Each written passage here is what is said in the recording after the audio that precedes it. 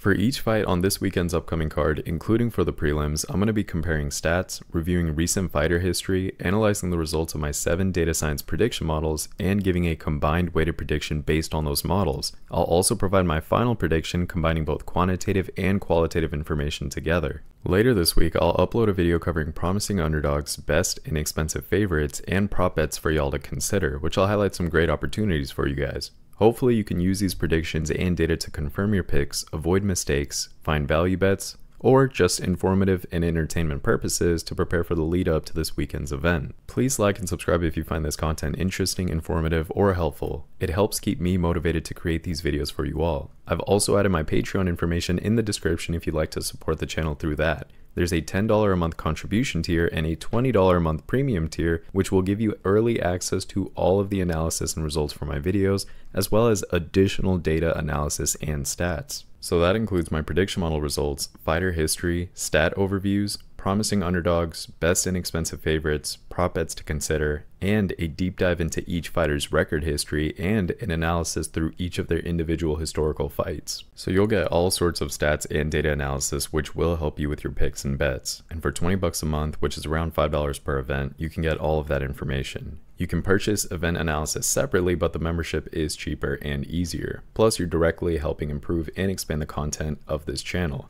Running this data and analysis, each of the prediction models, the fight simulations, and updating the site takes hours every day and week, so I'd greatly appreciate your support. And thank you all for the recent support that you have shown. It truly means the world to me that we can share our passion for MMA and continue to build this community together. The last thing that I want to mention is that there is a BetUS promotion in the description below. If you use that link, it's an affiliate link, so if you set up your account, you'll get a promotional offer with that. I'm excited to continue working on this analysis and content for you all. Thank you guys again for all of your support. Let's go ahead and dive right into the predictions. UFC 308 is this Saturday at Abu Dhabi. It's going to be one of the best pay-per-views of 2024. Absolutely stacked card. Not only does it have a ton of undefeated fighters, but it has a banger main event with Max the Blessed Holloway versus Ilia Topuria, El Matador. Those guys are huge personalities within the UFC.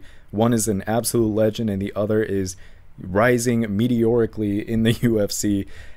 That's a great main event. We also have a great co-main event with Robert Whittaker versus Khamzat Chimaev. Now, hopefully we get that co-main event, and I say that because Chimaev has kind of been known to pull out of fights, whether it's health issues or weight issues and so on and so forth. Not that I'm blaming the guy, but I really hope we get that co-main event. It's an absolute banger of co-main event.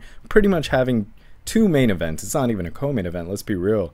It's a 5-round banger, great fight, great card, and I can't wait to cover the entire thing with you guys today. Thank you guys so much for being here. Let's go ahead and jump right in. So first we have Ismail Naurdiev versus Bruno Silva. Let's go ahead and talk about their stats here. So Ismail, he's 5'11", he has a reach of 74 inches, and he's 28 years old. Now, Bruno Silva, he's an inch taller at 6 feet tall, but he has the same reach at 74 inches, and he's 7 years older at 35 years old. Now, when it comes to striking with these guys, Ismail, he lands 3.17 strikes per minute with a 52% accuracy, and Bruno, on the other hand, he lands 1 more strike per minute at 4.12 and around the same accuracy at 49%, just shy of Ismail. So let's talk about grappling. Ismail, he lands 1.25 takedowns on average with a really good accuracy at 71% so far. Now, Bruno, on the other hand, he lands 0.93 takedowns on average with a 27% accuracy. And lastly, let's talk defense real quick. So Ismail, he's absorbing 1.3 strikes per minute, which is low, at a 68% striking defense, 70% takedown defense. Now, Bruno Silva, on the other hand, he's absorbing 5.45 strikes per minute, which is relatively high, with a 41% striking defense, which is poor, and a 73% takedown defense, in which he actually has a slight advantage in. Now let's take a look at Ismail's recent fight history. Now recently, in terms of the UFC, Ismail is coming off of a loss against Sean Brady, which was via unanimous decision, and that was back in February of 2020. Now after that, he had 1 fight in the EMC, which is Elite MMA Championship, and then he had several fights in Brave CF, where recently he's coming off of a win via a guillotine submission against Tahar Habdi. Now, that was back in December of 2023. He has not been active in 2024, but let's talk about his total record here. His total record is 23 wins and 7 losses. Out of those 23 wins, 12 of those were KO/TKOs, 6 were submissions, and 5 were decision victories, which gives the guy a very high 78% finishing rate. Now let's break down those losses. He has 7 losses, 2 of which were KO/TKOs, 2 of which were submissions and 3 were decision losses. Now, he does have 15 first-round finishes out of his 23 wins, which does make him a very efficient finisher overall. Recently, he's done pretty well. He has some momentum. He's won 3 of his last 5 fights, and he's coming off of that win into this fight. Now, his most recent win, again, was actually December of 2023 in Brave CF, not in the UFC. And his most recent loss was back in December of 2022, which was also in Brave CF, and that was via KO/TKO. Now let's go over to Bruno Silva's recent fight history. Now recently he is coming off of a loss against Chris Weidman, and that was back in March of 2024. Now Bruno Silva's total record is 23 wins and 10 losses, and out of those 23 wins, 20 of them were KO/TKOs. Huge key stat right there. Out of 23 wins, 20 of them were KO/TKOs, and I'll tell you guys right up front, 14 of those 23 wins were first round finishes. So this guy is also a very efficient finisher in the UFC. Now, his other 3 victories were decision victories, which gives him an insane 87% finishing rate within the UFC. Actually, professionally, all around. That's not just a UFC record, that's his total record. But let's break down his losses to get an understanding of where this guy's vulnerable. So out of his 11 losses, 7 of those were via submission, 3 were decision losses, and 1 was a disqualification loss. That was all the way back in like 2011. So Bruno Silva, he's had 14 first-round finishes out of his 23 wins, but recently he has not done well. If you just look at his previous 6 fights, he's only won 1 of those, and that was back in April of 2023 against Brad Tavares, where he got that first round knockout. Since then, or even, you know, in that time frame, he's been submitted twice, and he's lost 3 unanimous decision fights, or he's lost 3 fights via unanimous decision. I'm trying to find my words here, but the point is, recently Bruno Silva has not done very well, and that's very important to keep in mind. That's why you got to piece all the stats together. You can't just be like, oh, this guy has a very high finish rate, he's on a tear, blah, blah, blah. No, put everything together, look at recent momentum.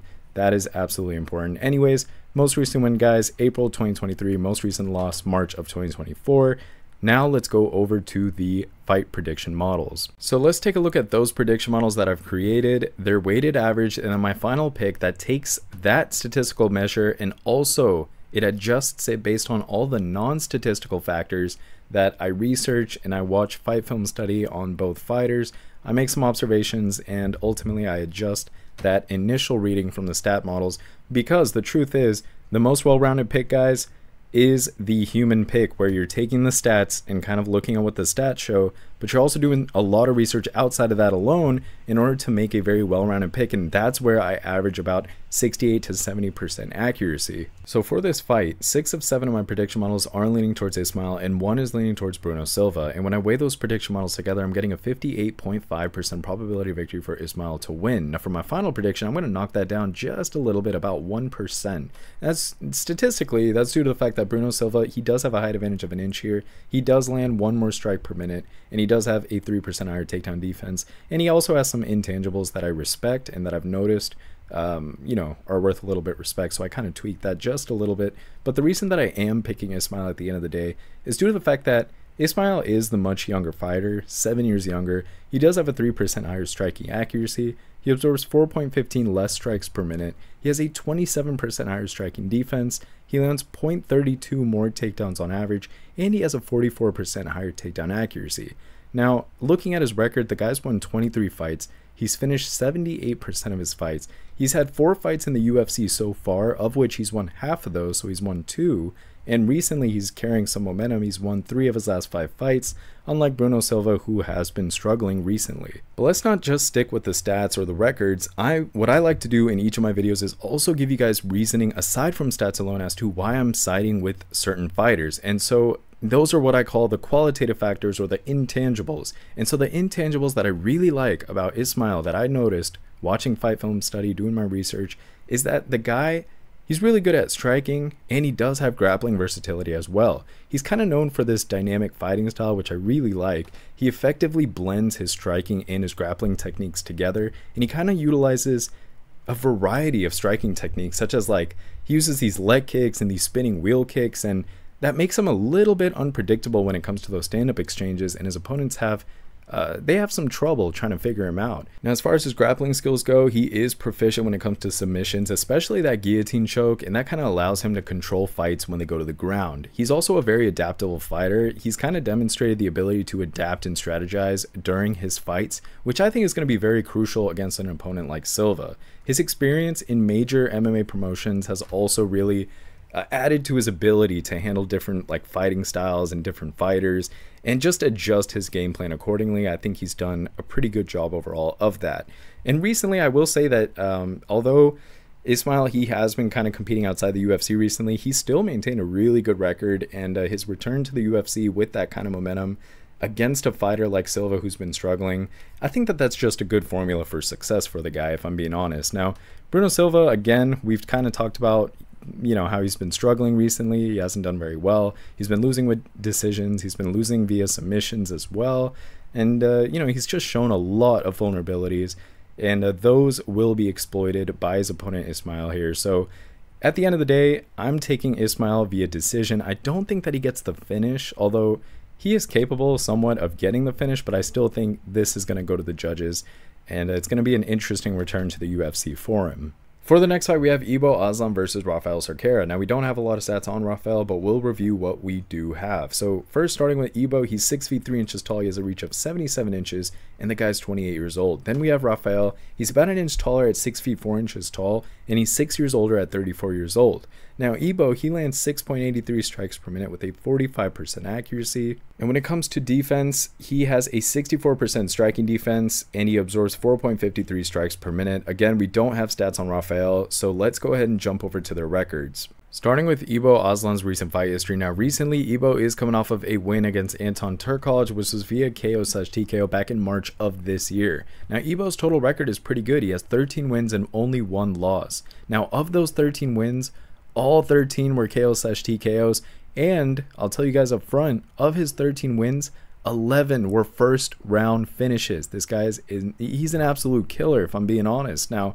his only loss was a submission loss, so that was unfortunate, but recently he's been on a tear. He's won 5 of his 5 fights, and he is on a 5-fight win streak in total. Most recent one was back in March of this year, and most recent loss was back in August of 2020, several years ago. Now let's talk about Rafael Cerqueira's recent fight history. Now, recently, Rafael is coming off of a win against Rodrigo Araujo Silva, and that was back in April of 2024 in Demo Fight 19. His total record is 11 wins and no losses. He's undefeated. Out of his 11 wins, 8 of those were KO/TKOs, 2 were submissions, and 1 was a decision victory, which gives him a very high 91% finishing rate. Now, he does have 8 first-round finishes out of his 11 wins. Recently, he's won 5 of his last 5 fights. Of course, he's on that 11-fight win streak. Most recent win back in April of 2024. And, of course, he's never lost. Now, unfortunately, I could not run both of these fighters through my prediction models because of the debut here. However, the odd probabilities are giving Aslan a 52.2% probability of victory. And I honestly don't agree with that. I'm going to go opposite of the prediction models for this one. I'm going for the underdog here. I'm going to go with Rafael Cerqueira. For starters, Rafael Cerqueira, he has that height advantage of an inch. He also has won 11 fights, never been defeated, finished 91% of his wins, and recently, of course, he's been on a tear. He's just been on an absolute crazy tear. Most of his wins are via KO/TKO, so he likes to finish the job easy, aggressively, and early. A lot of those are within the first round. He also has 2 submissions, both via arm triangle, and he does have a unanimous decision victory as well. Pretty versatile and aggressive overall. Now, stylistically, Rafael, he's just a very aggressive fighter. He starts out very quick, fast, and powerful, and he's able to finish fights early because of that. And he's proven that time and time again, but he also has some versatility in his back pocket, which I think could play into his strengths here. Now, keep in mind, just to play devil's advocate here, does have pretty good kickboxing skills.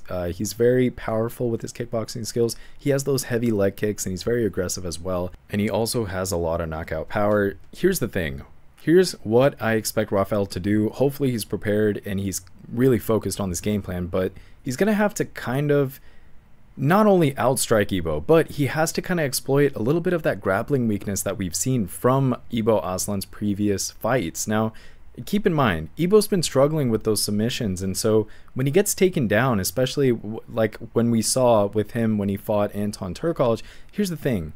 if Rafael could aim to exploit any of those grappling deficiencies in Ibo's game, and he kind of takes the fight to the ground, and he continues to pour it on him, and he also just outstrikes him a little bit, he has to weather that storm early on. But if he does, and he can kind of outmaneuver and outstrike Ibo, then I think there's potential here for an upset from the underdog Rafael here.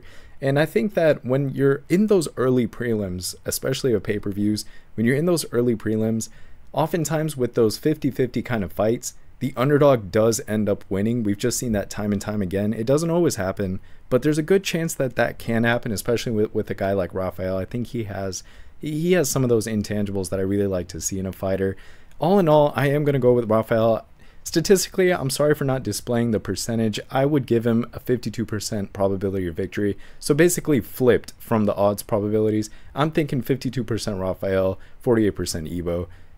And I think that Rafael catches him and he's able to, after kind of tiring him out, end up getting the KO/TKO. I think he's going to knock out Ibo Aslan. Now for the next fight, we have Farid Basharat versus Victor Hugo. Let's go and review their stats. Farid is 5 feet 8 inches tall with a reach of 71 inches, and he's 27 years old. Now on the other hand, we have Victor Hugo, who's 5 feet 7 inches tall with the same reach of 71 inches, and he's 4 years older at 31 years old. When it comes to striking, Farid lands 4.47 strikes per minute at a 58% accuracy. Now Victor, on the other hand, he lands about 1 less strike per minute at 3.46, but with a 51% accuracy, which is 7% less accurate than Farid.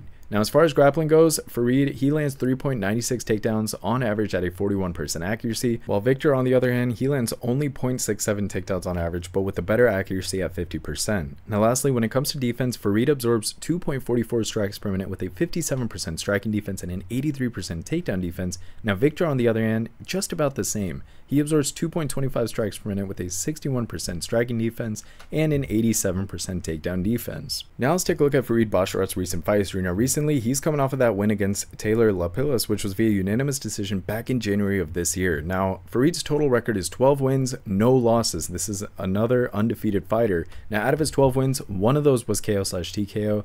6 of those were submissions and 5 were decision victories, which gives him a 58.4% finish rate. Now, he does have 3 first-round finishes out of his 12 wins, but obviously he's not much of a finisher. Recently though, he's done very, very well, of course, winning 12 fights in a row, his most recent win being January of this year. Now let's take a look at Victor Hugo's recent fight history. Now recently, Victor is coming off that win against Pedro Falcao, which was via unanimous decision back in April of 2024. Now Victor's total record, 25 wins, 4 losses. Out of those 25 wins, 7 of those were KO/TKOs, 10 of those were submissions, and 8 were decision victories, which gives him a 68% finishing rate. Out of his 4 losses, 2 were KO/TKOs, 1 was a submission loss, and the final one was a decision loss. He does have 12 first-round finishes out of his 25 wins, not bad. Recently, though, he's done very well. He's won 5 of his last 5 fights, and in fact, he's on a 14-fight win streak, which is crazy. Now, his most recent win was back in April of this year, and his most recent loss was actually all the way back in March of 2014. Now let's take a look at what my prediction models predicted, their weighted average for this fight, and then my final pick that takes that and also adds other non-stat based research and fight film study observations and takes all of that into account as well. 7 of my prediction models are leaning towards Farid Basharat and none are leaning towards Victor Hugo. And when I weigh those prediction models together, I'm getting a 73.8% probability victory for Farid. Now for my final prediction, I'm actually going to bump that up just a little bit and give Farid a more confident 76% probability victory. And there's a few reasons for that, but statistically speaking, Farid does have a height advantage of an inch. He's 4 years younger. He lands 1 more strike per minute. He has a 7% higher striking accuracy, and he lands 3.29 more takedowns on average. Farid is undefeated. He's won 12 fights in a row. He's finished 58% of those fights. He's had 3 fights within the UFC so far, of which he's won all 3. And of course, he's been on an absolute tear. But let's talk about those intangibles that make Farid the guaranteed winner this weekend. Unless the judges completely screw me over, which they have been repeatedly every single week, unfortunately, they always ruin at least 1 fight for me every single week. But I digress. It just sucks that, you know, so much work gets put into picks and predictions, and a fighter could be winning to everybody, right, in everybody's opinion, but then it goes over to the judges and they completely just screw it up. I mean, they just give an absolutely ridiculous reading, and it really angers me, but I digress. So let's talk about Farid's advantages here. I think that he's going to leverage his grappling skills and ultimately just maintain his undefeated record. He's demonstrated his strong wrestling abilities in his previous fights, and I think that that's going to be a key factor in overcoming Victor Hugo. Now, I really like his ability to secure takedowns and kind of just control the fight when it comes to the ground, and I think that that will inevitably neutralize Hugo's striking capabilities, and that's going to give Basharat an advantage at the end of the day. Now, Farid has shown some versatility in his fighting style overall, especially when you look at some of his past victories. They came via submission, they came via unanimous decisions, and that kind of adaptability, it really allows him to just adjust his strategy based on the flow of the fight as it goes on. Now, he's known as a finisher like we talked about. He has a very good striking game, and I think that his strategic use of grappling mixed in with that is really going to limit Hugo's opportunities to land his own significant strikes. Additionally, I will say that Farid's experience in some of those high pressure fights, that Dana White Contender Series fight and earning that contract, and just maintaining that crazy unbeaten streak so far, it just kind of adds to his ability to handle some of the intensity that comes with fighting and just the psychological effects that fighting and having that kind of pressure, he handles it well is all I'm trying to say. And so if he can focus on his strengths and kind of exploit any weaknesses that Victor Hugo has, especially on that ground game, I think he's going to inevitably get this victory with a lot of confidence, if I'm being honest. I'm not as confident as the odds are saying, because I think the odds are a little bit biased, but I'm still pretty confident in Farid winning. I do think he's pretty expensive though, but we'll cover all that in the betting video later this week. For now, I'm sticking with Farid, and the verdict is via decision. I don't think he's going to get the finish ultimately. I'm expecting him to get the decision victory. For the next fight, we have an interesting fight, a very last-minute toss-up. Trying to find an opponent for Kennedy here, but we have Kennedy Nzechukwu versus Chris Barnett, the guy that everybody loves, right? So let's talk about their stats here. Kennedy is 6 feet 5 inches tall with a reach of 83 inches. He's 32 years old. Then we have Chris. He is 5 feet 9 inches tall, so he has a 6-inch height disadvantage here. He has a 75-inch reach, so he has an 8-inch reach disadvantage, and he's 38 years old, so he's 6 years older, and definitely on the late stage of his fighting career, although recently he's done well, and we'll touch base on that. Let's talk about striking first. Kennedy, he lands 5.13 strikes per minute with a 45% accuracy. Now Chris, on the other end, he lands 4.41 strikes per minute with a 48% accuracy. That's relatively around the same mark. Now, as far as grappling goes, Kennedy lands 0.6 takedowns on average with a 45% accuracy, and Chris Barnett, he doesn't really have any grappling stats recorded yet. Now lastly, when it comes to defense, Kennedy absorbs 4.9 strikes per minute with a 50% striking defense and an 80% takedown defense, whereas Chris, he absorbs a little bit more at 5.87 strikes per minute with a 40% striking defense, so that's 10% worse, and then a 33% takedown defense, which is much, much worse than his opponent here. Now let's take a look at Kennedy's recent fight history. Now recently, Kennedy is coming off of that loss against Ovince St. Preux, which was via split decision back in March of this year. Now Kennedy's total record is 12 wins and 5 losses. Of those 12 wins, 8 of those were KO/TKOs, 1 was a submission, and 3 were decision victories, which gives him a 75% finish rate, pretty respectable. Now out of his 5 losses, 2 were KO/TKOs, 1 was a submission loss, and 2 were decision losses. Now he does have 2 first round finishes, but he's not much of an aggressive fighter when it comes to that first round. Recently he's done well though. He has momentum on his side. He's won 3 of his last 5 fights, but he is coming off of back-to-back losses into this specific fight. Now Kennedy's most recent win was back in May of 2023. His most recent loss was back in March of 2024.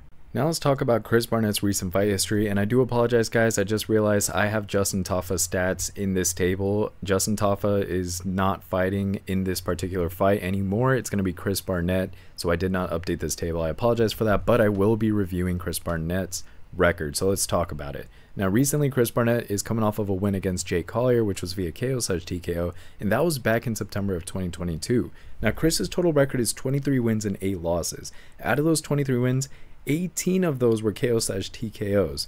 He's absolutely insane with his knockouts. 5 of his victories were decision victories, which gives him a very respectable 78% finish rate. Out of his 8 losses, 3 of those were KO/TKO losses, and 1 was a submission loss, with the remaining 4 being decision losses. Now he does have 8 first round finishes out of his 23 wins. Recently he's done well. He's won 3 of his last 5 fights, and he is coming off of a win, although that was a while ago. Now Chris Barnett's most recent win again was September of 2022. His most recent loss was back in April of 2022. Now let's take a look at what my prediction models predicted, their weighted average, and then my final pick that takes that and also adds other non-stat based research and fight film study observations as well. All 7 of my prediction models are leaning towards Kennedy and none are leaning towards Chris Barnett. When I weigh those prediction models together, I'm getting a 77% probability victory for Kennedy. Now, I will actually bump that up. I'm going to end up giving Kennedy a more confident 80% probability victory, and that's due to the fact that Kennedy does have a height advantage of 8 inches here. He's been more active of a fighter. He's 6 years younger. He has a reach advantage of 8 inches as well. He lands 0.72 more strikes per minute. He absorbs 0.97 less strikes per minute. He has a 10% higher striking defense and a 47% higher takedown defense as well. Now, looking at his record, Kennedy has won 12 fights, of which he's finished 75% of those fights, and he's had 11 fights within the UFC, and he's won a little bit more than half of those. He's won 6 of those 11 UFC fights. Recently, he's done well. He's won 3 of his last 5 fights, but very recently, he's coming off of 2 back-to-back losses, so I do acknowledge that, but let's talk about reasons aside from stats alone as to why I really like Kennedy as a fighter in this matchup. So starting with the most obvious thing, I really like the physical advantage that Kennedy is bringing into this fight. He has a great height advantage, a great reach advantage, and I think that that's just going to help him keep Barnett at a distance and kind of prevent Chris from getting the knockouts that he usually chases after. I think when you have such a big difference like that, it's going to be a little bit harder for Chris to find that knockout opportunity, on top of him being, you know, not the most active fighter recently, and his arms just being shorter in general. So that's going to be really tough for Chris to try to hunt that down.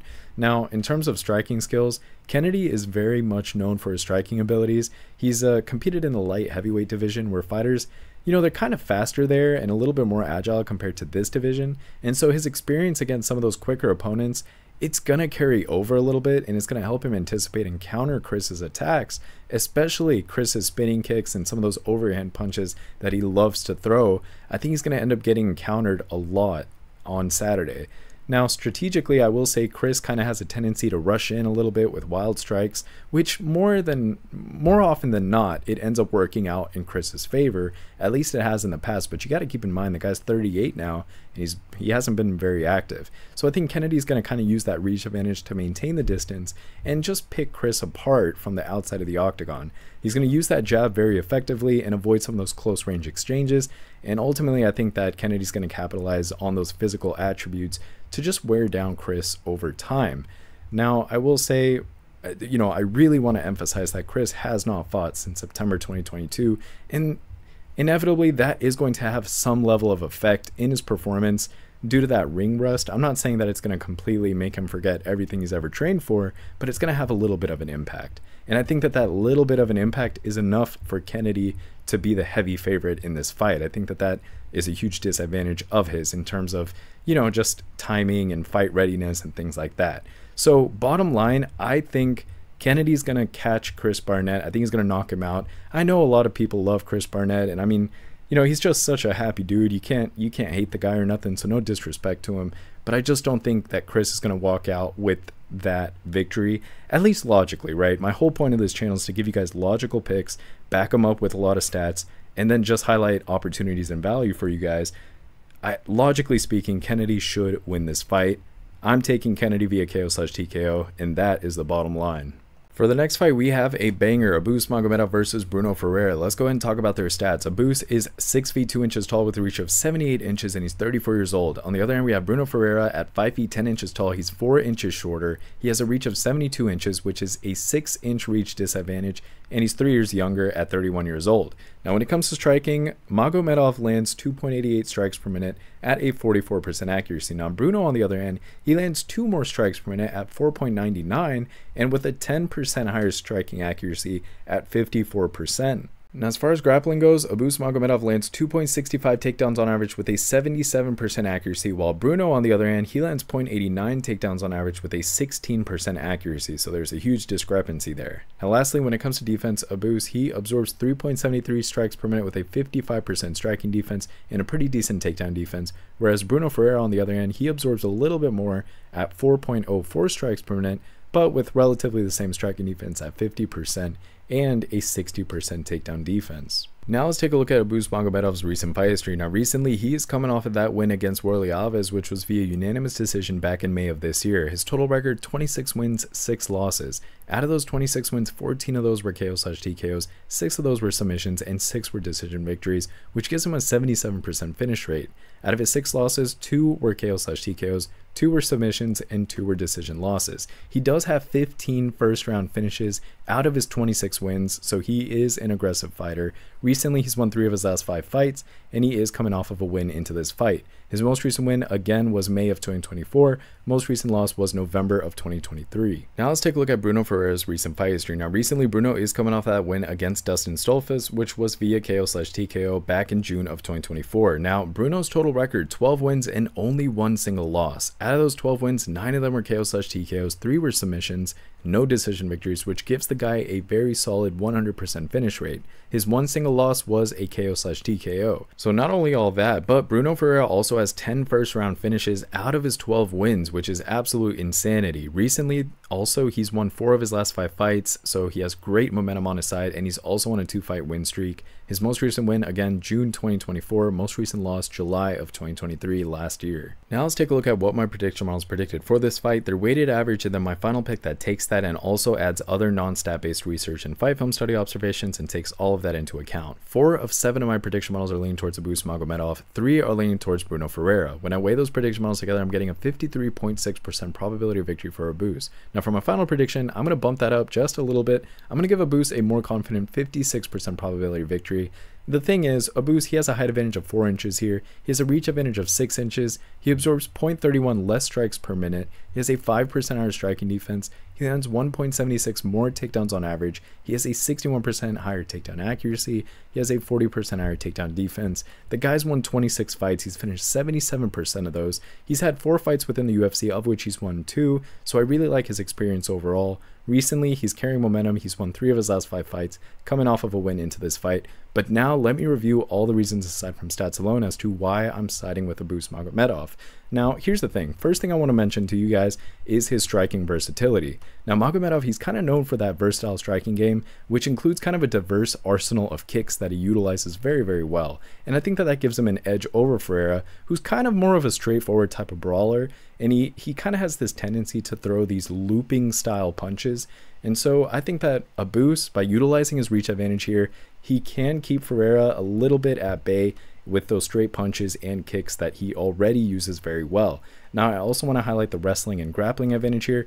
I will say both fighters are very capable strikers, but Magomedov might have a little bit of an edge when it comes to wrestling and positional grappling, I would say. Now, if the striking exchanges don't really favor him, Magomedov could opt to take the fight to the ground, where he might be able to control Ferreira and possibly secure a victory through some ground and pound or maybe some submission attempts. And I always say it in every single video, I love it when a fighter has different ways and methods to victory. I love when fighters are very versatile, and that really, it changes the game, especially in MMA, because remember, the first word in MMA is mixed martial arts. And so if you're able to be versatile in your game, then that means that you have more chances to win against different types of opponents. And I think Abus just so slightly has that edge in this matchup. I will also say cardio, in terms of cardio management, both of these guys have kind of shown a tendency to rely on some like early aggression and explosive finishes, and that could potentially lead to a little bit of cardio issues if the fight goes into the later rounds. Magomedov, he'll have to manage his energy very efficiently, especially if he plans to kind of engage in some of those grappling exchanges or just maintain that high pace when it comes to striking. Now, in terms of fight strategy, I'm going to say that the ability to dictate the pace and range will be absolutely crucial for Abus Magomedov. If he can keep Ferreira on the outside and kind of avoid engaging in some of those close range brawls, then I think he can potentially outpoint Ferreira over the course of the fight, or even set up for kind of a finishing strike. Here's the thing, bottom line, I'm taking Abus Magomedov via decision. I'm not really relying on him to get the finish, although I know that he could do it.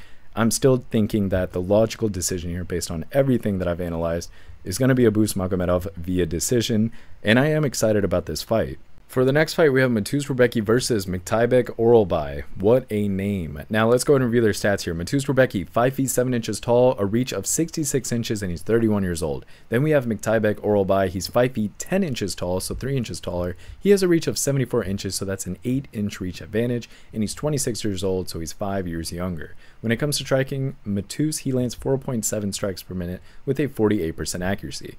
Now, Myktybek, on the other hand, he lands less, 3.02 strikes per minute at a 52% accuracy, which is 4% more accurate. As far as grappling goes, Mateusz lands 4.12 takedowns on average with a 75% accuracy, while Myktybek, on the other hand, he lands 7.44 takedowns on average with a 44% accuracy. Now, lastly, when it comes to defense, Mateusz absorbs 4.15 strikes per minute with a 54% striking defense and a 33% takedown defense, whereas Myktybek, he absorbs 2.56 strikes per minute with a 47% striking defense and a 50% takedown defense. Now let's take a look at Mateusz Rebecki's recent fight history. Now recently Mateusz is coming off of that loss against Diego Ferreira, which was via KO/TKO, and that was back in May of this year. Now Mateusz's total record is 19 wins and only 2 losses. Out of those 19 wins, 9 of those were KO/TKOs, 7 were submissions, and 3 were decision victories, which does give him an 84% finishing rate. Out of his 2 losses, both of those were via KO/TKO, so sometimes he gets caught. Now, he does have 10 first-round finishes out of his 19 wins, which is pretty impressive. Recently, he's been on a tear. He's won 4 of his last 5 fights, and he's currently coming off of a loss into this fight, which snapped his streak. His most recent win was back in November of 2023, and his most recent loss was back in May of 2024. Now let's take a look at Myktybek Orolbai's recent fight history. Now recently, he's coming off of a win against Elvis Brenner, which was via unanimous decision back in May of this year. Now Myktybek's total record is 13 wins and only 1 single loss. Out of his 13 wins, 6 were via KO/TKO, 5 were submission wins, and 2 were decision victories, which gives him a very respectable 85% finishing rate. His 1 single loss was a decision loss. Now Myktybek does have 7 first-round finishes out of his 13 wins, so that's obviously a huge part of his game plan. He's recently won all 5 of his last 5 fights. In fact, he's on an 8-5 win streak, which is crazy. Now, his most recent win was back in May of 2024, and his most recent loss was in December of 2020, so it's been several years for his loss. Now let's take a look at what my prediction models predicted for this fight, their weighted average, and then my final pick that takes that and adds other non-stat based research and fight film study observations and takes all of that into account as well. None of my prediction models are leaning towards Mateusz Rebecki, and all 7 are leaning towards Myktybek Orolbai.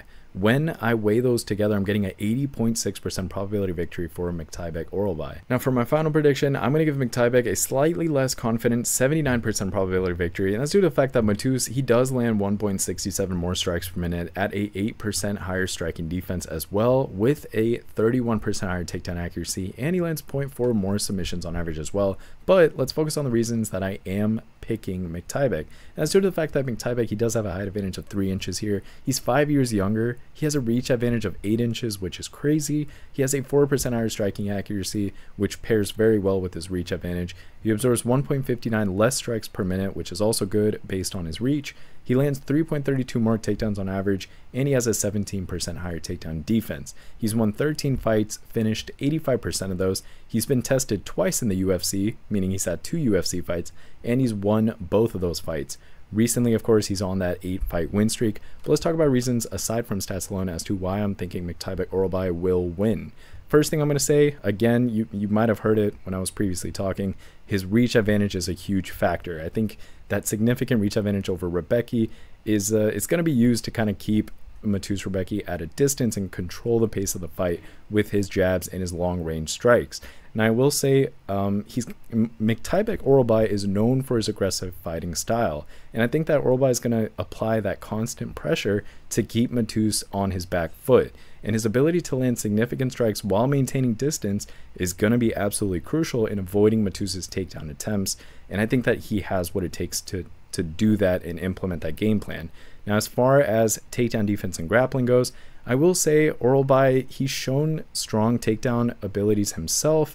He's done pretty well overall, but he has to kind of focus more on defending against Mateusz's elite grappling skills. He has to maintain a very solid takedown defense, and that's going to be critical to prevent the fight from going to the ground, where I would say Mateusz really does well from what I've noticed. Now, keep in mind, Mateusz Rebecki, he's kind of struggled with cardio in the past when it comes to some of those longer fights that he's fought in, and I think that Orolbai could kind of push the pace and extend the fight into those later rounds. And I think that by doing so, he might exploit any kind of potential fatigue that Mateusz will have, and that will kind of allow Mateusz to capitalize with his striking or grappling going as the fight continues, which I think it will, by the way. I'll get to that in a second. I'll get to the verdict in a second.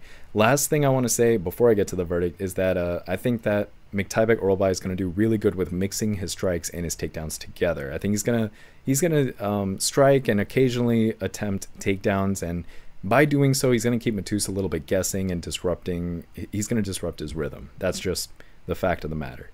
And I think that that approach is going to help him kind of score points in terms of the judges, and also is just going to allow him to get the unanimous decision victory. So that is the verdict. I'm thinking Myktybek Orolbai is going to get the unanimous decision victory. I don't think he's going to get the finish here. I think he will get that decision victory, and we'll see his hand get raised. For the next fight, we have Geoff Neal versus RDA, the legend Rafael dos Anjos. Let's go and review their stats here. So Neal is 5 feet 11 inches tall with a reach of 75 inches, and he's 34 years old. Then we have RDA, who is 3 inches shorter at 5 feet 8 inches tall. He has a 5-inch shorter reach as well at 70 inches, and he's 6 years older at 40 years old. When it comes to striking, Neal lands 4.97 strikes per minute at a 50% accuracy, while RDA, on the other hand, he lands 1.5 less strikes per minute at 3.48 at a 47% accuracy. As far as grappling goes, Neal lands 0.46 takedowns on average with a 44% accuracy, while RDA lands many more takedowns on average at 1.95, but with a 10% less accuracy at 35%. And lastly, when it comes to defense, Neal absorbs 5.47 strikes per minute with a 57% striking defense and an 87% takedown defense, whereas RDA, on the other hand, he absorbs 3.21 strikes per minute with a 60% striking defense and a 55% takedown defense. Now let's take a look at Neal's recent fight history. So Neal is coming off of that loss against Ian Machado Gary, which was via split decision back in February of this year. Now Neal's total record is 15 wins and 6 losses. Out of those 15 wins, 9 of those were KO/TKOs, 2 were submissions, and 4 were decision victories, which gives him a 73.4% finishing rate. Out of his 6 losses, 1 was a KO/TKO, 2 were submission losses, and the final 3 were decision losses. Now he does have 6 first-round finishes out of his 15 wins. Recently, though, he has not done too well. He's recently only won 2 of his last 5 fights, and he's coming off of back-to-back losses into this fight.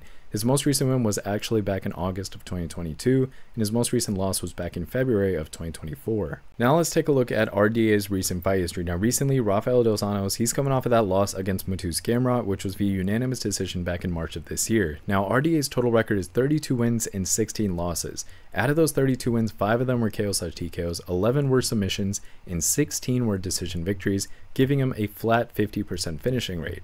Out of his 16 losses, 3 of those losses were KO/TKOs, 1 was a submission loss, and 12 were decision losses. He does have 9 first-round finishes out of his 32 wins. Recently, though, he hasn't done too well, guys. He's only won 2 of his last 5 fights, and he's actually coming off of back-to-back losses into this fight. His most recent win was back in December of 2022, and his most recent loss was back in March of this year. Now let's take a look at what my prediction models predicted, their weighted average, and then my final pick that takes that and also adds other non-stat based research and fight film study observations and takes all of that into account. So 7 of 7 of my prediction models are leaning towards Neal here, and none are leaning towards RDA, unfortunately. When I weigh those prediction models together, I'm getting an 86% probability victory for Neal. Now for my final prediction, I'm going to knock that down a little bit because I know what RDA is all about. I'm going to give Neal an 83% probability victory. Keep in mind, RDA, he absorbs 2.26 less strikes per minute. He has a 3% higher striking defense. He lands 1.49 more takedowns on average, and he lands 0.5 more submissions on average as well. The guy's a legend. He has good experience, and he uses it very well, and he definitely does not fight his age at 40 years old. He fights a lot like a younger fighter, like someone in their 30s or mid-30s. Anyways, the reason that I am picking Neal is due to the fact that Neal does have a height advantage of 3 inches. He's 6 years younger than RDA, so, you know, that's still something that I do want to put in front of you guys. Now, he does also have a reach advantage of 5 inches. He lands 1.5 more strikes per minute. He has a 3% higher striking accuracy, a 9% higher takedown accuracy, and a 32% higher takedown defense. Now, Neal has won 15 fights. He's finished 73% of them. He's been tested in the UFC for 11 fights. of which he's won 7, and that is impressive. He's won 7 of 11 of his UFC fights. Recently, though, I do acknowledge, he's kind of lost a little bit of momentum, but to be fair, both of these guys both are kind of on that 2-fight losing streak coming into this fight, so that kind of negates. But let's talk about those intangibles that Neal is bringing to the table, which makes him very likely to win in this matchup. The first thing that is the elephant in the room is the striking power that Neal has. He's known for his striking abilities. He has a lot of power behind those punches, and he utilizes very effective striking strategies, which are very crucial in fights against seasoned opponents, especially like Rafael dos Anjos. So his ability to keep the fight standing and kind of utilize that knockout power, I think that could be very decisive in this matchup. Now, Neal has also demonstrated solid takedown defense in his past fights. He's particularly effective against some of those traditional wrestling techniques, which oftentimes are used by guys like RDA, Rafael dos Anjos, and so I think his ability to kind of prevent those takedown attempts and stuff those, I think that's going to help Neal maintain the fight on his terms and allow him to kind of leverage his striking advantage. I will also say he's much younger, of course, than RDA, and so that could give him a little bit of an edge when it comes to, things like speed and endurance. And keep in mind, Neal does have a little bit of a larger frame as well, and that paired with his reach could be very advantageous in just maintaining distance and controlling the pace of this fight. I think that what he has to do against RDA is utilize his jab, utilize his straight punches, and I think that's going to play a very critical role in keeping RDA at bay and just setting up those combinations for eventually a knockout, an inevitable knockout from Neal. And I think he has to kind of break down RDA over the course of the fight, and he has to kind of wear him down a little bit, especially in the initial rounds with a lot of volume and consistent striking, and that's just going to lead to perhaps a potential stoppage in the later rounds, which is what I'm kind of predicting. So all in all, I'm going to say that I'm taking Neal via KO/TKO. I think this is going to be a very good fight in his favor, as long as he doesn't just screw it up or the judges don't do anything crazy. I think he's going to be able to get the KO/TKO and pretty much put this in the win column of his record. For the next fight, we have a great fight with Shara Magomedov versus Armen Petrosyan. Let's go and review their stats here. Shara is 6 feet 2 inches tall with a reach of 73 inches, and he's 30 years old. On the other hand, we have Armen Petrosyan, who is an inch taller at 6 feet 3 inches tall, but he has a 2-inch shorter reach at 71 inches instead of 73, which Shara has. And he's also 3 years older than Shara. He's 33 years old. So when it comes to striking, Shara lands 6.88 strikes per minute at a 66% accuracy. Now Armen, on the other hand, he lands 5.7 strikes per minute at a 52% accuracy. So Shara not only lands more, but he is also much more accurate. Now, as far as grappling goes, Shara doesn't really have anything recorded, but Armen does. He lands 0.22 takedowns on average with a 33% accuracy. And lastly, when it comes to defense, Shara absorbs 3.72 strikes per minute with a 41% striking defense and a 71% takedown defense, whereas Armen Petrosyan, he absorbs 2.9 strikes per minute with a 56% striking defense and a 31% takedown defense. Now let's take a look at Shara Magomedov's recent fight history. Now recently, Shara is coming off of that win against Michael Olajejczyk, which was via unanimous decision, and that was back in August of 2024, so literally 2 months ago. Now Shara, his total record, 14 wins, not a single loss. Out of his 14 wins, 11 of them have been KO/TKOs, and the remaining 3 were decision victories, which gives him a 79% finish rate. Now, he does have 7 first-round finishes out of his 14 wins. Recently, of course, he's on that crazy 14-fight win streak, most recent win being 2 months ago, so he's been very, very active. He has a lot of haters, though, but the guy has been proving himself a little bit more and more for each fight, but also showing a little bit of vulnerabilities as well, which we will touch base on. Now, on the other hand, we have Armen Petrosyan, and let's take a look at his recent fight history. Now, recently, Armen is coming off of that loss against Rodolfo Vieira via submission, and that was back in February of this year. Now, Armen's total record is 9 wins and 3 losses. Out of those 9 wins, 6 of those were KO/TKOs, and 3 were decision victories, which gives him a 67% finishing rate. Out of his 3 losses, 1 was a KO/TKO loss, 1 was a submission loss, and the final one was a decision loss. He does have 3 first-round finishes out of his 9 wins, but that's not a huge part of his game plan.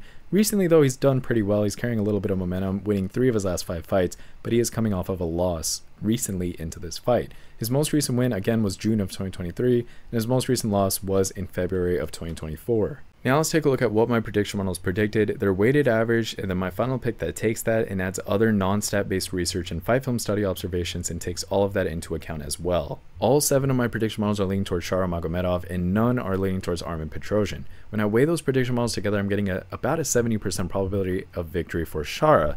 Now, after doing research outside of stats as well and watching both of these guys' previous fights, I honestly think that that weighted prediction is pretty much a fair one. Keep in mind, Shara, he is 3 years younger, he has a reach advantage of 2 inches, he lands 1.19 more strikes per minute with a 14% higher striking accuracy, and he also has a 40% higher takedown defense as well. Shara has won 14 fights, he's never lost, he's finished 79% of his fights, he's been tested so far 3 times in the UFC, and he's won all 3 of those fights, and recently, of course, he's been on an absolute tear. But let's talk about reasons aside from stats alone, which are key for this fight, as to why Shara has the advantage. First thing I would say is striking volume. Shara is known for his very high striking volume, and he's landed a lot of strikes if you look at his previous fights, especially his previous 3 fights. If you look at those, I think he's landed, above like 80 in all 3 of them. One of them was above 90, one's above 80, and then one was like in the 113 or 100, a little bit over 110, I remember. And so his ability to kind of just maintain that level of output, man, that's really tough for Armen Petrosyan. I think that if Armen can't really counter or defend against that kind of barrage, then Shara will wear him down. I will also say, and I know that this isn't a very strong case, but having an undefeated record, it just boosts your confidence overall, especially with this fight being in Abu Dhabi. I mean, that's pretty much, Shara's going to have the home crowd roaring for him. And the only reason I'm bringing this up is because I think that that's going to contribute a little bit to the psychological confidence of Shara. But I'm going to move on very quickly from that point because I don't personally think that that's an extremely strong point. I will say that Armen Petrosyan, he does have a little bit of a vulnerability to submissions. Now, both of these guys, I want you to keep in mind, both of these guys are primarily strikers. Now, Petrosyan, he's shown a little bit of vulnerability on the ground. He's been submitted by, I think it was Rodolfo Vieira, and that was the previous fight. If Magomedov can incorporate any kind of grappling into his strategy and just show his versatility in this fight, that would be very interesting, and I think that that would be exploiting a potential weakness that Armen Petrosyan could have and that we've seen. Now, I will say Shara, man, the guy is honestly just a wild fighter. He's a wild man who just very much fights aggressively. The dude looks like a pirate with one eye, scary looking guy. The dude's a total beast, and I think that he has a very relentless approach, and I think that no matter who you are, it's going to kind of disrupt your rhythm a little bit, and he's really good at capitalizing on defensive lapses. I don't think he's perfect, and I will say that Armen Petrosyan, keep in mind, and I need you guys to do a little bit of research, he's a decorated kickboxer. He has a lot of very solid technical striking skills, and he's never been really outstruck when it comes to UFC fights. I'm speaking about Armen Petrosyan, of course. And therefore, I think that although Shara does have a lot of pathways to winning, he has to be very, very cautious against Armen. And I do think that this will be a test at the end of the day. But I'm still taking Shara to win. I think that that's the logical pick. I don't think he's going to get the finish, though, especially based on what I've seen. I think that Shara's not... He's not going to be able to get a finish against a guy with the experience that Armen has. So... to me, the logical thing here would be taking Shara via decision. So that's exactly what I'm sticking with. For the next fight, we have another banger. We have Magomed Ankalaev versus Aleksandar Rakic. Let's go and review their stats here. So Magomed Ankalaev is 6 feet 3 inches tall with a reach of 75 inches, and he's 32 years old. Then we have Aleksandar Rakic, who's about an inch taller at 6 feet 4 inches tall. He has a 3-inch longer reach at 78 inches, and he's also 32 years old, so they're the same age. When it comes to striking, Magomed lands 3.64 strikes per minute at a 53% accuracy. Now, Aleksandar Rakic, on the other hand, he lands about 0.5 more. He lands 4.26 strikes per minute at a 50% accuracy, just about the same in terms of accuracy. As far as grappling goes, Ankalaev lands 1.02 takedowns on average at a 31% accuracy, while Aleksandar, he lands 0.76 takedowns on average at a 25% accuracy. And lastly, when it comes to defense, Magomed, he absorbs 2.25 strikes per minute with a 59% striking defense and an 86% takedown defense, whereas Aleksandar Rakic, he absorbs 2.8 strikes per minute, so he absorbs a little bit more, with a 50% striking defense, which is 9% less of a striking defense, and an 85% takedown defense, which is pretty much the same. Now let's take a look at Magomed Ankalaev's recent fight history. Now recently, Magomed is coming off that win against Johnny Walker, which was via KO/TKO back in January of this year. It's crazy how fast time flies, because that feels like literally last month, but it's been a while. It was January of this year. His total record, 19 wins and only one single loss. Out of his 19 wins, 11 of them were KO/TKOs, none were submissions, and 8 were decision victories, which does give him a 58% finishing rate. His one single loss was a submission loss, and that was all the way back in March of 2018. Now, I will say, Magomed, he does have 7 first-round finishes out of his 19 wins. Recently, he's done well. He's won 3 of his last 5 fights, and he is coming off of a win into this fight. His most recent win was back in January of this year, and most recent loss, again, March of 2018. Now let's take a look at Aleksandar Rakic's recent fight history. Now recently, Aleksandar's coming off of a loss against Yuri Prochazka via KO/TKO, and that was back in April of 2024. It was a very interesting fight because Rakic looked good for a little bit, and then Yuri came back, and man, I mean, that really felt good if you were a Yuri fan. But anyways, Rakic's total record was 14 wins and 4 losses. Out of those 14 wins, 9 of those were KO/TKOs, 1 was a submission victory, and 4 were decision victories, which does give him a 72% finishing rate. Out of his 4 losses, 2 were KO/TKO losses, 1 was a submission loss, and 1 was a decision loss. Now, Rakic also has 8 first-round finishes out of his 14 wins, which is pretty good. Recently, though, he's only won 2 of his last 5 fights. He's had a little bit bad luck, right? And currently he's coming off of 2 back-to-back losses into this fight. His most recent win was actually back in March of 2021, so he hasn't won for over 3.5 years now, and his most recent loss was back in April of 2024. Now let's take a look at what my prediction models predicted, their weighted average, and then my final pick that takes that and also incorporates other non-stat based research and fight film study observations, takes all of that into account as well. All 7 of my prediction models are leaning towards Magomed Ankalaev, and none are leaning towards Aleksandar Rakic. Now, when I weigh those prediction models together, I'm getting a 77.4% probability victory for Magomed. Now, after doing research outside of stats as well, and watching these guys' previous fights, I actually think that the weighted predictions did a very good job in this one as well. And that's due to the fact that Magomed, he does have a 3% higher striking accuracy. He absorbs 0.55 less strikes per minute. He has a 9% higher striking defense. He lands 0.26 more takedowns on average. He has a 6% higher takedown accuracy. And he has a little bit better of a takedown defense as well. He's won 19 fights, finished 58% of them. The guy's been tested in the UFC 13 times, of which he's passed 10. So he's won 10 of his 13 UFC specific fights. Recently, he's won 3 of his last 5 fights, and he's coming off of a win. He's carrying a lot better momentum than Aleksandar is, but let's talk about the reasons aside from stats alone as to why I think Magomed Ankalaev will likely win. And the first thing I have to point out is grappling and control. Ankalaev, if you've seen his fights, you know that he excels in controlling the fight on the mat. In his previous matches, especially like in that fight against, who was it? I think Jan Blachowicz, he demonstrated a lot of control time, and I think that ultimately that can be a decisive factor against a fighter like Rakic. If Ankalaev can take Rakic down and kind of maintain control overall, he's going to neutralize Aleksandar Rakic's striking advantage, and that's going to be key. Now, in terms of striking power and defense, what I have to say is that Ankalaev is known for his grappling, but he also has a lot of powerful striking capabilities. The guy has a very measured approach to striking, especially if you've seen his fights for a while now. He uses this really wide stance, and that very effectively delivers powerful kicks and punches to his opponents. And not only that, but he's also able to mix it up a little bit with striking and grappling. And again, it makes him one of those versatile fighters that I really, really like. Now, in terms of experience and just his technical or tactical approach, I will say that Ankalaev has shown a lot of technical intelligence, what I would call it, in his previous fights, and he really capitalizes on his opponent's mistakes, is specifically what I'm talking about. He has a very disciplined approach, and he's very adaptable when it comes to fights, and that just gives him an edge, in my opinion, my humble opinion, over Aleksandar Rakic, who's a little bit more reliant on the technical side of striking instead of more of a discipline or foundational type of approach. And you know, the last thing that I really want to highlight is Rakic's recent performance.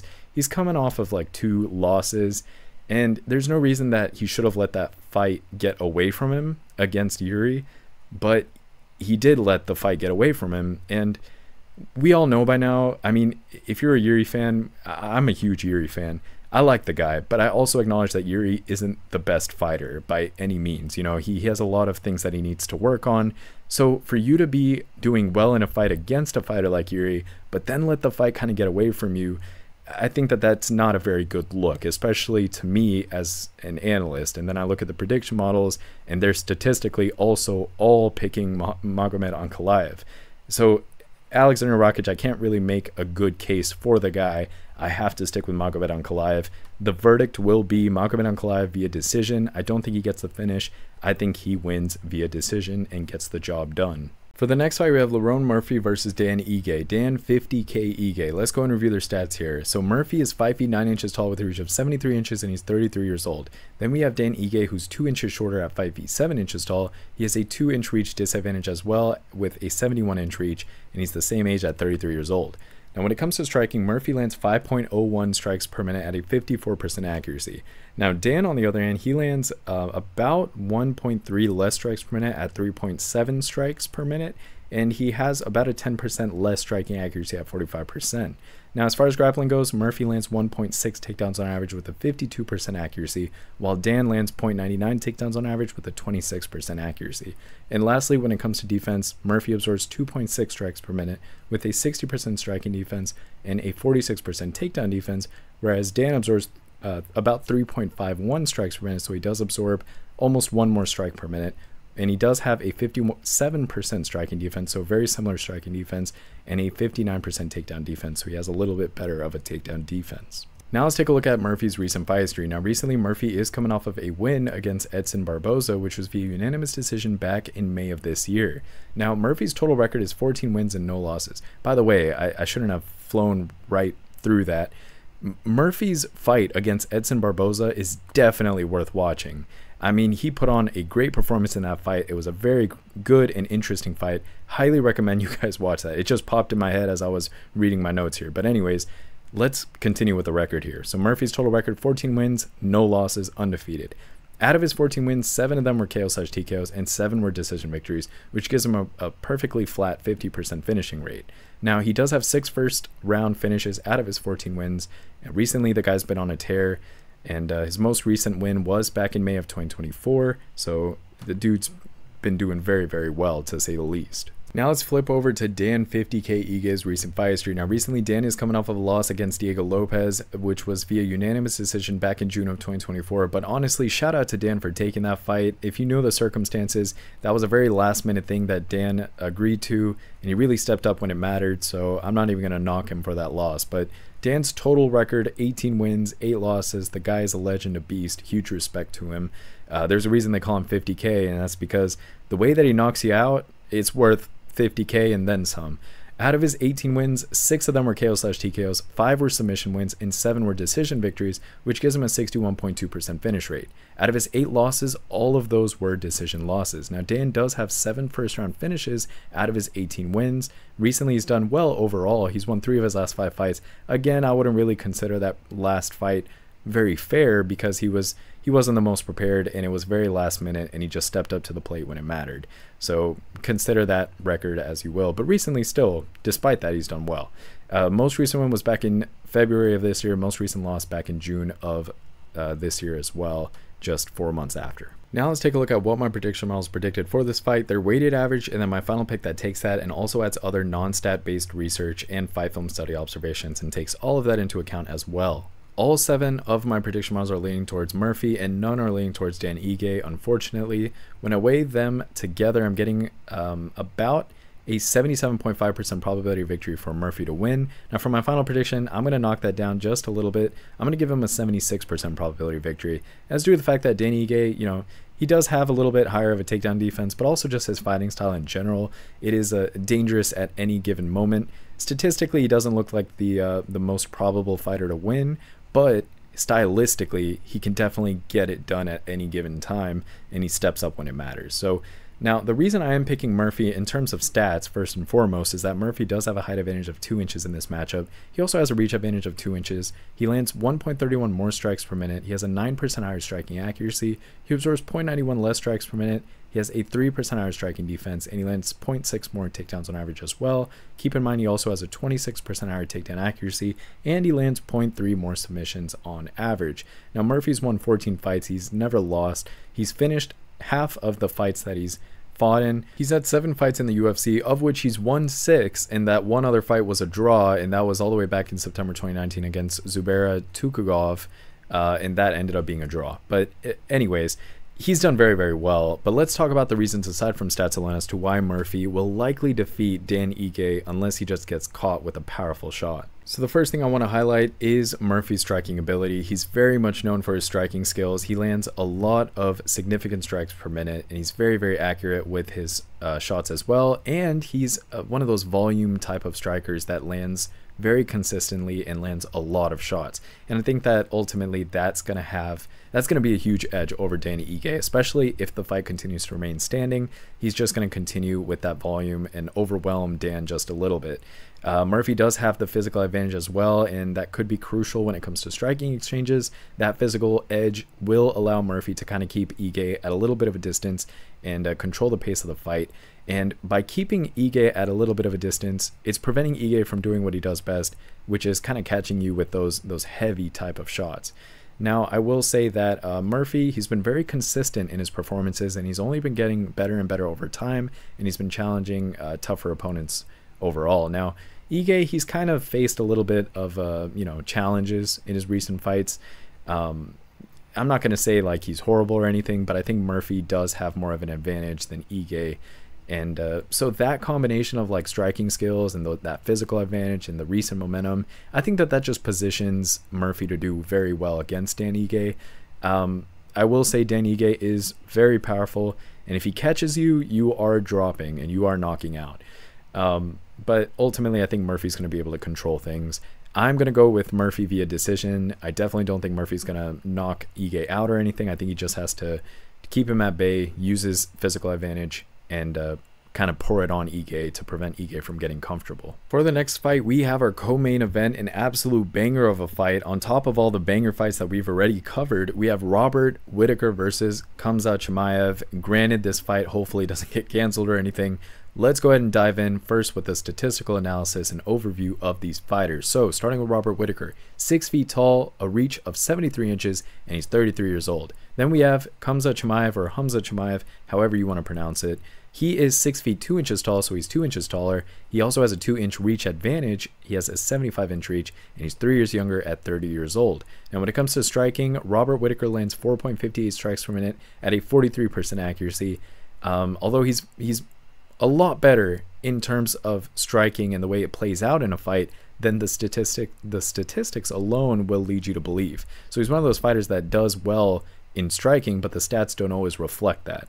Now, Khamzat Chimaev, on the other hand, he lands 5.72 strikes per minute, which is higher, about 1.2 more strikes per minute, and he lands at a 58% accuracy, which is 15% more accurate. As far as grappling goes, Robert Whittaker lands 0.8 takedowns on average with a 38% accuracy. Now, Chimaev, on the other hand, he lands 3.99 takedowns on average with a 46% accuracy, so that is very important to keep in mind. Lastly, when it comes to defense, Robert Whittaker absorbs 3.44 strikes per minute with a 59% striking defense and an 82% takedown defense, whereas Khamzat Chimaev, he absorbs 3.46 strikes per minute with a 42% striking defense and a very good takedown defense as well. Now let's take a look at Robert Whittaker's recent fight history. Now recently, Robert Whittaker is coming off of a win against Ikram Aliskerov, which was via KO/TKO back in June of 2024. Now his total record is 27 wins and 7 losses. Out of those 27 wins, 11 were KO/TKOs, 5 were submissions, and 11 were decision victories, which gives him a 59.3% finish rate. Out of his 7 losses, 3 were via KO/TKO, 1 was a submission loss, and 3 were decision losses. Whittaker also has 7 first-round finishes. Recently, he's won 3 of his last 5 fights, and he's currently on a 2-fight win streak. His most recent win was back in June of 2024, and his most recent loss was back in July of 2023. Now let's take a look at Khamzat Chimaev's recent fight history. Now recently, Chimaev is coming off of that win against Kamaru Usman, which was via decision, and that was back in October of 2023. Now Chimaev's total record is 13 wins, no losses. He's undefeated.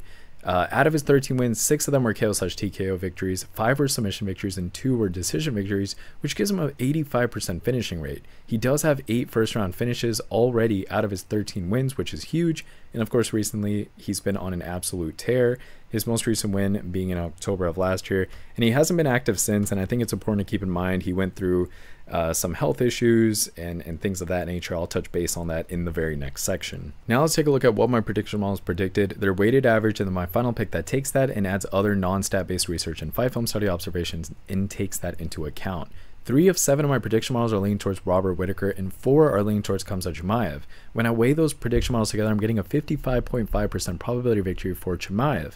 Now for my final prediction, unfortunately, I'm going to bump that up. I'm going to give Chimaev a more confident 61% probability of victory. That's due to the fact that Chimaev does have a height advantage of 2 inches. He is 3 years younger. He has a reach advantage of 2 inches. He lands 1.14 more strikes per minute. He has a 15% higher striking accuracy. He lands 3.19 more takedowns on average. He has an 8% higher takedown accuracy, and he has an 18% higher takedown defense. He's won 13 fights, finished 85% of them. He's been tested 7 times in the UFC, and he's won all 7 of those fights. Recently, of course, he's on that 13-fight win streak, but there's also a lot of things to break down in terms of stylistic comparisons between these two guys and why I think Khamzat Chimaev has a huge advantage in this matchup. So the first thing that I want to touch base on is his aggressive approach to fighting and his grappling skills. Now Chimaev, he's known for his relentless aggression and his ability to apply pressure on his opponents very early on in the fight. His strategy, it often involves like closing the distance and then quickly engaging in grappling exchanges where he then really excels due to his wrestling background. Now, he does have high-level grappling skills, and that's been a huge part of his overall success, and that's just allowed him to dominate opponents on the ground and control the pace of the fight. You saw that against the Leech, if you saw that fight, which was a couple years ago or so. Now, he also does a lot of early takedown attempts, and I think that that's a crucial part of his game plan. He's going to come in this fight and try to secure an early takedown. I mean, just mark my words here. That is going to let him utilize his superior grappling skills and potentially finish the fight quickly. He's done this time and time again, and we've seen him enough, and we've seen him in enough fights as well to know what his best game plan is and what his style is as a fighter, and that's exactly what he's going to do. And I think that by doing so, he's going to discourage Robert Whittaker a lot before Whittaker can really establish his striking rhythm. Because once Robert Whittaker establishes that striking rhythm, it's pretty much over for you. Robert Whittaker, I would say, if you know UFC and you've been watching UFC and you know your fighters, he's a great striker. I'll put that out there. So if he's able to get in his rhythm, that's going to spell trouble for Khamzat Chimaev. Whittaker is really good, especially when it comes to boxing and that type of striking. Now, in terms of cardio and conditioning, Chimaev, although his aggressive style is effective, it requires a lot of energy, which you can tell in some of his more challenging fights. You can tell that it has an effect on Chimaev as the fight continues. I think we saw that in the Gilbert Burns fight, and that was where we were first exposed to that kind of realization as fans. And so by maintaining a very high level of cardio and conditioning, it's going to be very vital for him to sustain pressure throughout the fight. In previous fights, Chimaev, he's shown a little bit of vulnerability when it comes to securing an early finish, and his energy levels often, like I said, they can deplete if the fight tends to extend in the later rounds. And that's, funny enough, where Robert Whittaker does pretty well. I mean, Whittaker is able to keep up, and that's going to be a key challenge for Chimaev.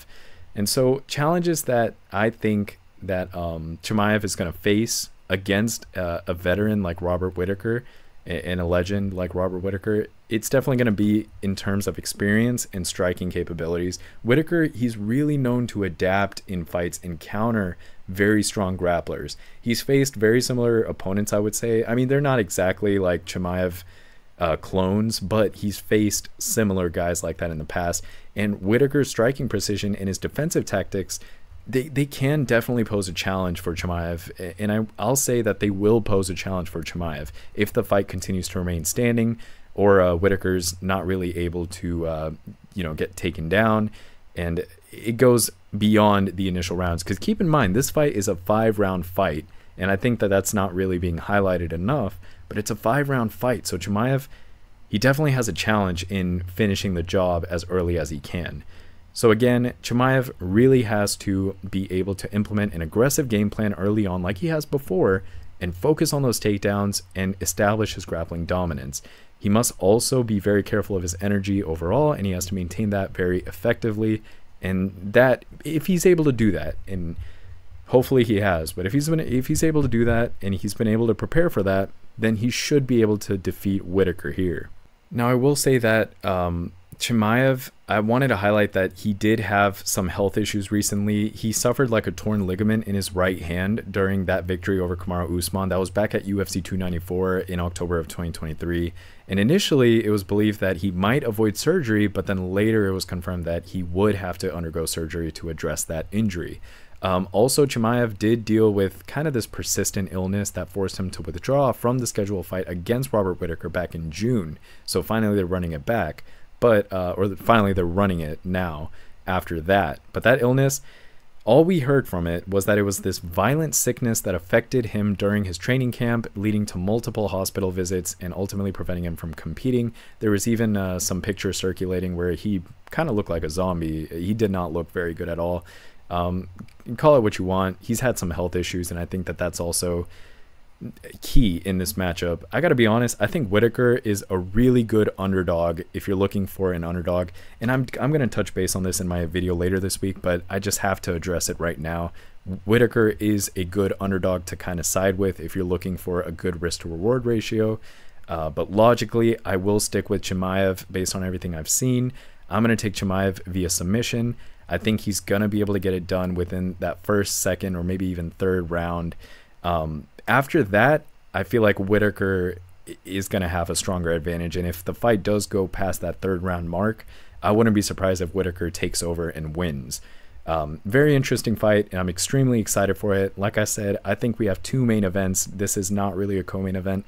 It's a very main event feel, good, high-level fight. Now, speaking of good high-level fights, we have our main event, Ilia Topuria versus Max Holloway, an absolute banger of a main event with two very, very strong personalities in the UFC, with one quickly rising current champ and one veteran of the sport that is an absolute legend, future Hall of Famer Max Holloway. Let's go and review their stats here. Ilia Topuria, 5 feet 7 inches tall, 69-inch reach, which is an interesting ratio between his height and his reach, and I think that that's allowed him to do very, very well. And he's also 27 years old, so he's very young. I mean, I don't even think he's touched his prime yet, but he's definitely heading towards it. Then we have Max Holloway, who is 4 inches taller. Huge thing to keep in mind, 4 inches taller at 5 feet 11 inches tall, but he has the same reach at 69 inches. That's also another thing to keep in mind. He's 5 years older at 32 years old. Let's talk about striking. Ilia Topuria, he lands 4.4 strikes per minute at a 46% accuracy. Now Holloway, on the other hand, he lands 7.17 strikes per minute at a 48% accuracy. Man, the way that Holloway pours it on is absolutely insane. I mean, he's one of the most highest volume strikers, not only of his division, but just in the UFC in general. It's insane. Let's talk about grappling here. Ilia Topuria lands 1.92 takedowns on average at a 56% accuracy, while Holloway only lands 0.25 takedowns on average at a 53% accuracy.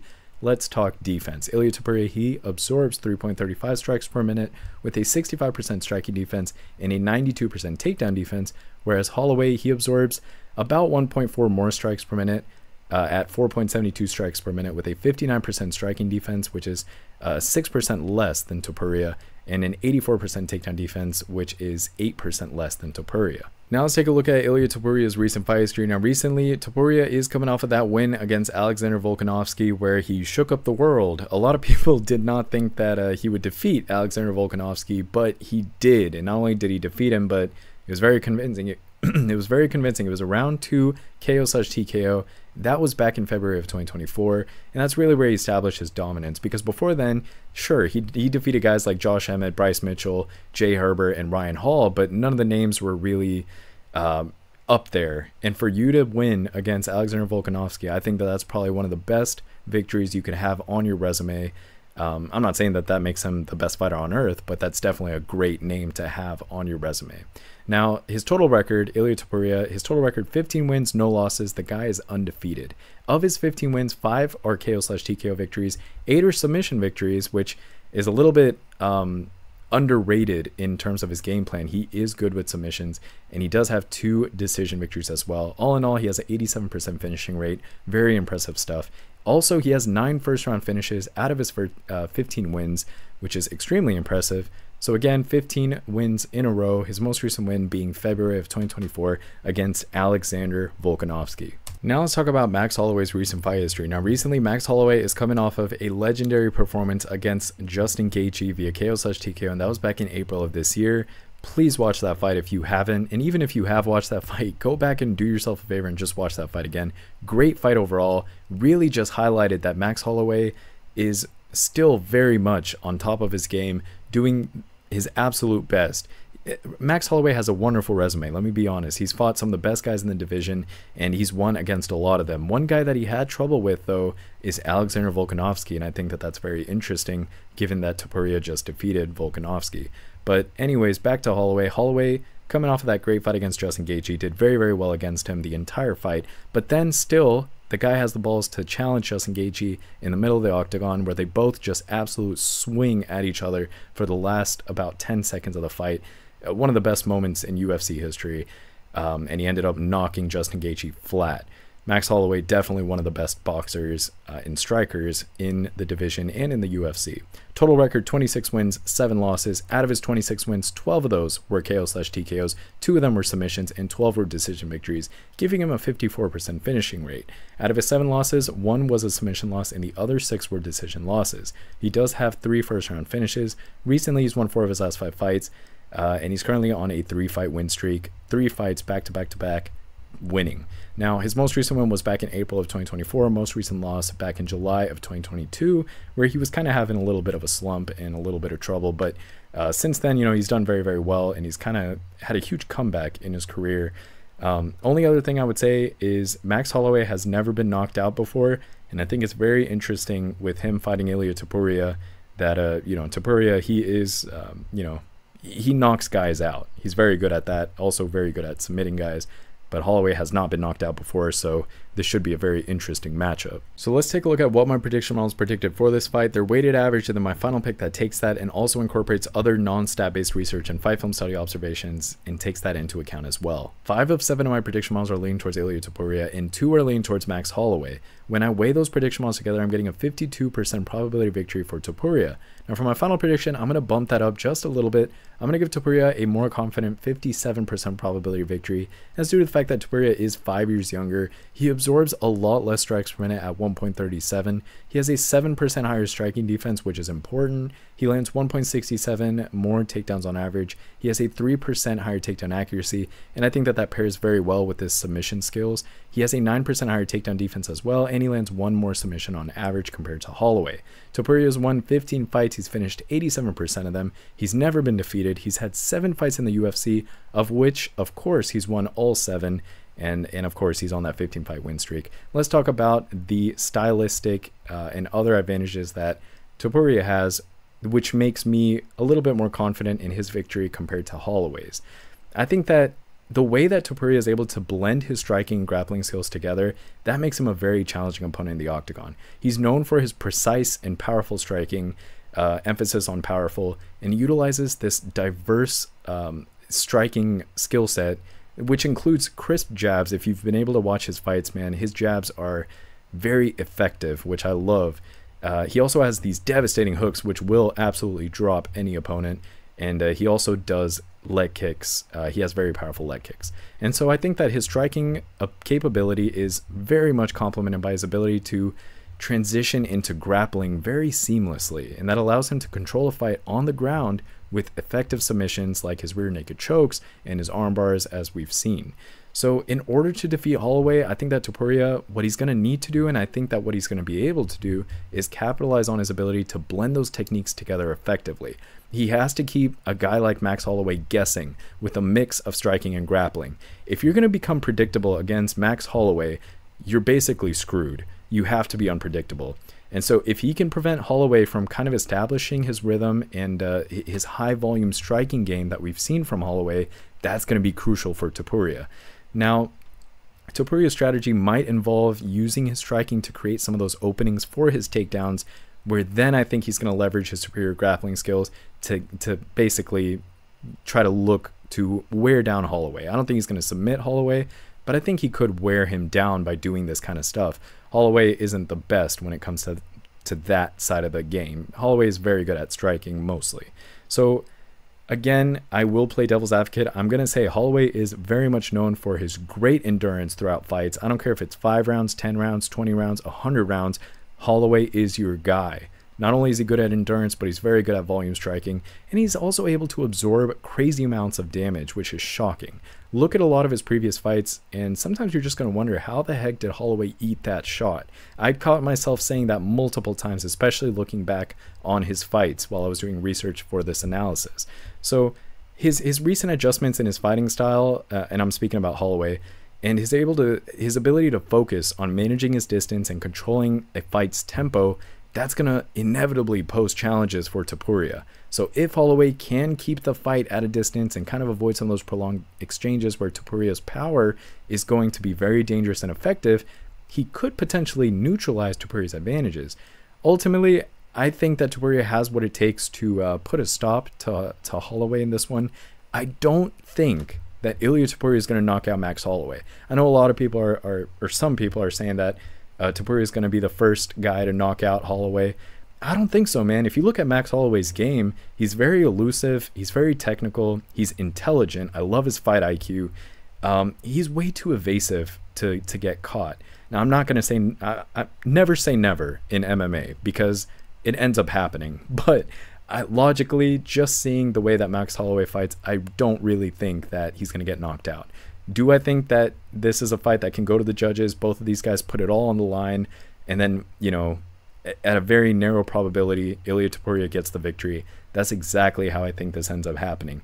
I'm going to take Ilia Topuria via decision, maybe even split decision, but I still think Topuria comes out with a decision victory. And I think that 56% versus 44% mark is very accurate and logical, in my humble opinion, because Holloway does possess what it takes to be able to win. So if these guys ran it 10 times, I could expect Holloway to win maybe 4 or 5 times, and then I could expect Ilia Topuria to win maybe 5 or 6 times. But you see what I'm saying. Holloway's not someone that I'm writing off. I'm just saying I think Topuria, currently, his trajectory, his skills, he has what it takes to defeat Max Holloway. I'm very, very excited for this matchup. I mean, I don't care if I'm right or wrong. This is just good fighting, good martial arts, good matchmaking. Extremely excited for this. And don't be surprised if you see Max Holloway. You will see Max Holloway in the betting video. I guarantee it. He is a great underdog to also be siding with. This card holds a lot of potential for underdogs. Of course, I went with the logical picks, and that's how I present this first video to you guys. But I'm definitely going to highlight opportunities for you guys in the betting video. Thank you guys so much for watching, especially if you've stuck around to the end of this video. I genuinely appreciate each and every single one of you guys. And I can't wait to cover more and more fights for you all. I'm excited to see you guys again in the next video in a couple days. Thank you guys for watching. See you guys in that one. And with that, those are all of the fights for this weekend's event. I hope you all enjoyed the analysis and that your bets hit. Thank you guys for watching. Please like and subscribe, as it'll help keep me motivated in creating these videos. Running this data, analysis, prediction models, and creating charts and graphs takes hours every day and week, so your support is always appreciated. Please also check out my Patreon if you'd like to support me through there. There's a $10 a month contribution option and a premium $20 a month option, which comes with early access to all of the analysis from this video, as well as promising underdogs, favorites, prop bets, and all of the extra data analysis and stats as well. This analysis, information, and these stats will help you with your bets, and it'll help support my efforts to continue providing and expanding content for you all. So please check out that Patreon if you want to show me some love and help me out there. Thank you all once again for watching, and as always, see you guys in the next one.